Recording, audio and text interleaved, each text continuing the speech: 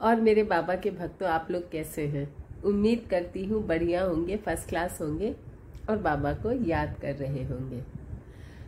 आज जो बाबा की कहानी है ना, वो बहुत इंटरेस्टिंग है। देखिए, गरीबी कह लीजिए, जो गरीबी है ना, वो प्रैक्टिकली देखिए तो सज़ा है। और ये क्यों होता है? ये सारी चीज़ें आपके प्रारब्ध से एसोसिएटेड है, जुड़ी हुई हैं। ऐसे ही भगवान ने किसी को अमीर, किसी को गरीब नहीं बनाया है। उसके सारे कर्म हैं जो उसे आने वाले, जो जब वो जन्म लेता है तो उसके कर्मों के हिसाब से उसको जीवन दिया जाता है। पशु पक्षी, ये मतलब ये तो बहुत प्रैक्टिकल बात है और सबको पता है कि जन्म जो है वो कर्मों के हिसाब से मिलता है। तो कहते हैं ना कि अच्छे कर्म करो, क्योंकि देखिए पिछला कर्म तो हमें कुछ भी याद नहीं है ना, कि हमने क्या किया था, कैसा किया था। बट ये जन्म तो अभी याद है ना, तो अच्छे कर्म बना लो तो अगला जन्म नेचुरली अच्छा होगा। फिर ये दर दर जो लोग भटकते रहते हैं, ये सब कर्मों का फल भोग रहे हैं। तो अच्छे कर्म बना लो, ये सब अगले जन्म में सब कुछ अच्छा हो जाएगा। मैं ये नहीं कहती कि गरीब होना बुरी बात है, पर जो गरीब हैं वो अपने आप को कोसते हैं कि भगवान हमारी मदद नहीं कर रहा। देखिए, गरीब होना बुरी बात नहीं है। ऐसा नहीं है कि जो गरीब है वो बहुत बेचारे हैं, लाचार है, वो भी अपनी जीविका चलाने के लिए जितना प्रयास कर सकते हैं करते हैं। और यही तो भगवान देखता है कि आपकी कोशिश कितनी हो रही है, आप क्या कोशिश कर रहे हैं। और अगर सिर्फ अपने कर्म पे ध्यान दे करके अपने घर की जीविका पालते हैं और भगवान का भजन करते हैं, तो कहते हैं ना कि भगवान जो है वो आपके प्रारब्ध धीरे धीरे माइनस करता रहता है।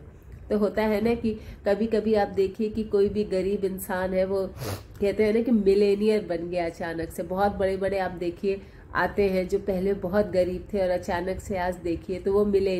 तो ऐसा इसलिए होता है कि आपका जो प्रारब्ध था, जो आपको भोगना था, वो आप भोग चुके। फिर अचानक से वो मतलब इस माया नगरी की माया में लिप्त होते हैं। मतलब पैसे आ जाते हैं, उनका प्रारब्ध पिछले जन्म का खत्म हो गया और धीरे धीरे उनके जो कर्मा थे, वो बुरे कर्म थे, वो डिलीट हो गए। फिर अब उनका प्रारब्ध अच्छा था, उसके बाद वो सुधरे होंगे, तो अब धीरे धीरे वो मतलब कहते हैं ना कि अमीरी के शिखर पर चढ़ते हैं। लेकिन चढ़ते हैं तो अगर भगवान को याद रखते हैं तब तो चलिए बहुत अच्छी बात है। लेकिन अमीरी के शिखर पर चढ़ते ही अगर भगवान को भूल जाते हैं तो अगले जन्म में भगवान फिर वही दंड देता है। तो ये रिपीट जो चीजें हैं ना, वो चलती रहती हैं। कीड़े मकोड़े सब ऐसे ही तो बनते हैं, सब उनका प्रारब्ध है। ऐसा क्यों है? हमें भगवान ने इंसान का जन्म दिया और किसी को पक्षी की योनि मिली, किसी को जानवर की योनि मिली। तो ये सब आपके प्रारब्ध हैं, आपके कर्म है। तो इसीलिए अच्छे कर्म करते रहिए। अगला अपना जन्म अपने मतलब अभी से भी सुधार करेंगे ना, तो बहुत कुछ भगवान धीरे धीरे आपके जो पाप है ना वो डिलीट करते रहते हैं। और ये मैं नहीं कह रही, ये बड़े से बड़े आप किसी की भी बातें सुन लेंगे ना, बड़े से बड़े उसकी संतों की, सबने यही बात कही है। तो आज की जो बाबा की कहानी है वो बहुत बहुत इंटरेस्टिंग है। तो एक नेपाली आदमी था, खंतिया नाम था उसका। वो नेपाल से था, पर बाबा के आश्रम के आसपास ही रहता था वो। और उसके बहुत गरीब था, कोई धन संपत्ति उसके पास नहीं थी। तो होता है ना कि जो गरीब आदमी होता है वो हमेशा दुखी तो रहता ही है। देखिए, ये प्रैक्टिकल बात तो यही है कि जो भी गरीब आदमी होता है वो इधर उधर से हाथ पैर मारता है कि मैं क्या करूं कि अपने बच्चों का, अपनी फैमिली का पेट भर सकूं। क्योंकि अपनों को देख करके और दुखी होता है। अपना तो जैसे तैसे इंसान जीवन व्यतीत कर लेता है, लेकिन जब उसके अपने दुखी होते हैं, उसके माँ बाप है, उसके बच्चे हैं, उसकी बीवी है, जब ये दुखी होते हैं तो वो और दुखी होता है। तो खैर, इसका कोई आगे पीछे का नहीं था, लेकिन ये दुखी था क्योंकि इसने पूरी जिंदगी अपनी गरीबी में गुजारी। इसके पास 2 गायें थी। जिससे ही उसकी मतलब जो थोड़ा बहुत पेट भरता था, जो जीविका चलती थी, वो उसी वजह से चलती थी। तो वो सोचता रहता था कि मुझे तो पूरी जिंदगी गरीबी से छुटकारा मिला नहीं, और अब तो ऐसा लगता है, क्योंकि वो बूढ़ा हो चुका था, अब तो उसको ऐसा लगने लगा कि शायद मेरे मरने के बाद भी मुझे कोई संस्कार, अंतिम संस्कार नहीं मिलेगा, और ऐसे ही मैं गरीबी में ही मरूंगा, और ऐसा होगा कि एक कफन तक मुझे नसीब नहीं होगा। पर वो सामने बाबा को देखता रहता था कि बाबा जो है वो भक्तों से घिरे रहते हैं, और बहुत से भक्त उनको घेरे रहते हैं। तो उसको इच्छा होती हुई एक बार कि चलो मैं भी बाबा से मिल लूं। हालांकि वो बहुत टाइम से वहां था, लेकिन होता है ना कि जब जरूरत होती है ना इंसान को, तब चीजें याद आती हैं। तो उसको लगा कि अब मुझे बाबा से मिलना चाहिए, पर वही झेप कैसे मिलूं, क्योंकि वहां तो उसको लगता था कि बहुत अच्छे अच्छे आदमी है, जबकि बाबा तो कोई भेदभाव अमीर गरीब में नहीं करते थे। लेकिन जो गरीब होता है ना, वो डरता भी है। भले ही कोई अमीर इंसान उसको गले से लगा ले, कि कोई भी अमीर इंसान कह रहे हैं ना कि इसको जिगर से लगा ले, लेकिन एक हेसिटेशन, एक अंदर से डर रहता है, वो डरता है, वो फ्री नहीं होता इन सब चीजों से।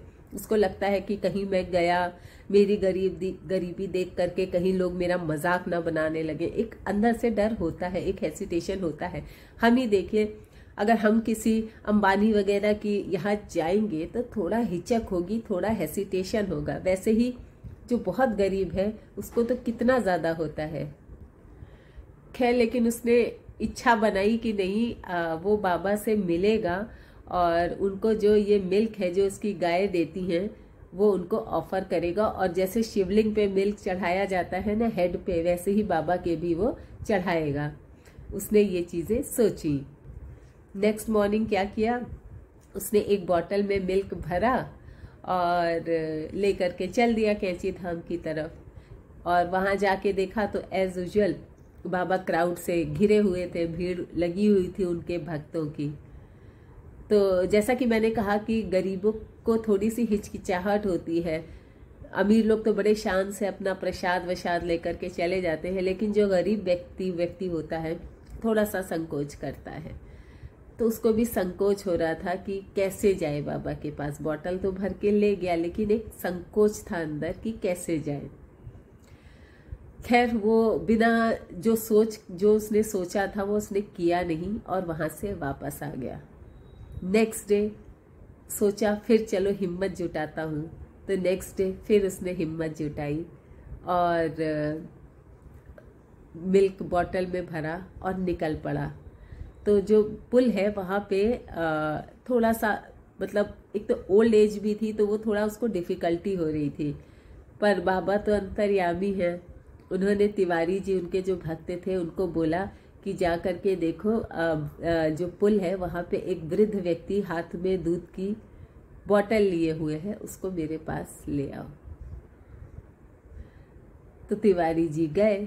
अब उन्होंने जब तिवारी जी उसके पास गए और रुक गए, तो जो गरीब व्यक्ति था वो डर गया कि शायद मैंने कोई गलती कर दी। क्योंकि होता है ना, कई लोग डरे हुए होते हैं। जो सच्चा आदमी होता है ना, वो एक उसके अंदर एक, मतलब वैसे तो डर नहीं होता, लेकिन जो गरीब आदमी होता है उसके अंदर एक डर सा आ गया कि ये क्यों आ गया। एक होता है ना, अचानक से कोई हमारे सामने आ जाए तो हमें लगता है कि हमने कोई गलती की क्या, तो ऐसे ही उसको भी लगा।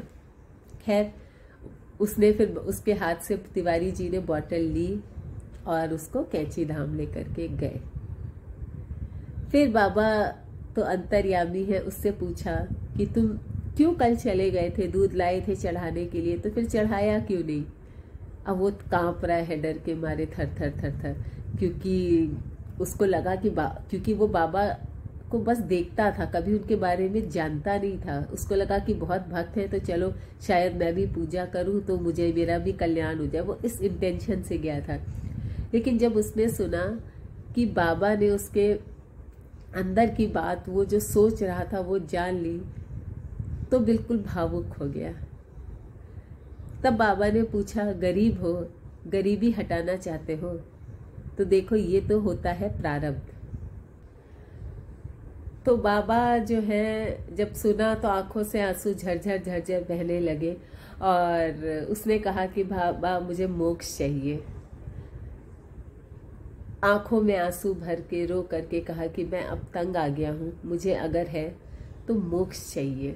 क्योंकि मोक्ष कहते हैं ना कि बहुत नसीब वालों को ही मिलता है, जो बिल्कुल पाक साफ होते हैं, जो भगवान का नाम जपते हैं, जो भजन करते हैं दिन रात, उनको ही मोक्ष, और जो भागवत सुनते हैं उनको ही मोक्ष की प्राप्ति होती है।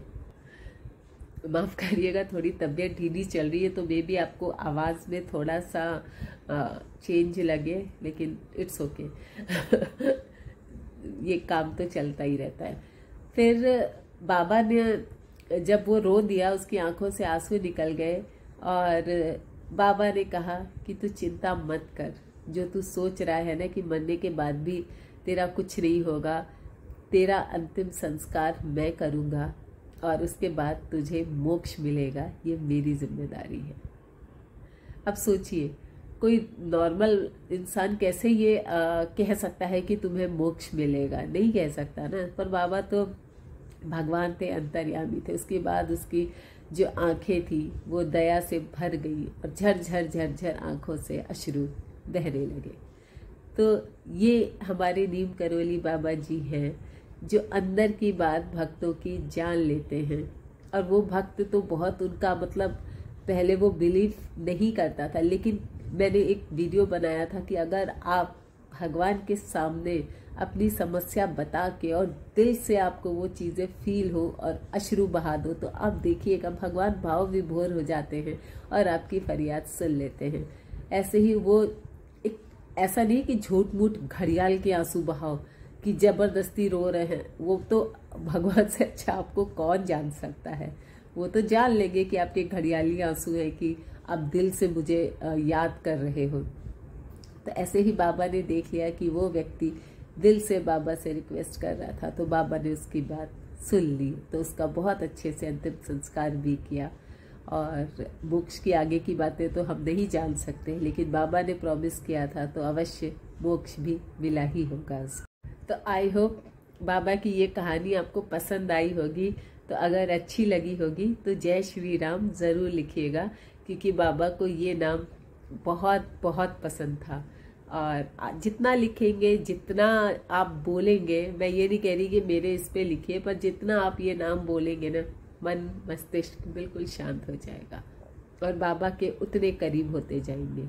तो चलिए, आज कहानी आपको सुनाई, आई होप आपने एंजॉय की हो, आपको पसंद आई हो, बाबा के चमत्कार अच्छा लगा हो। तो जय श्री राम, और कल फिर एक नई कहानी के साथ आपके सामने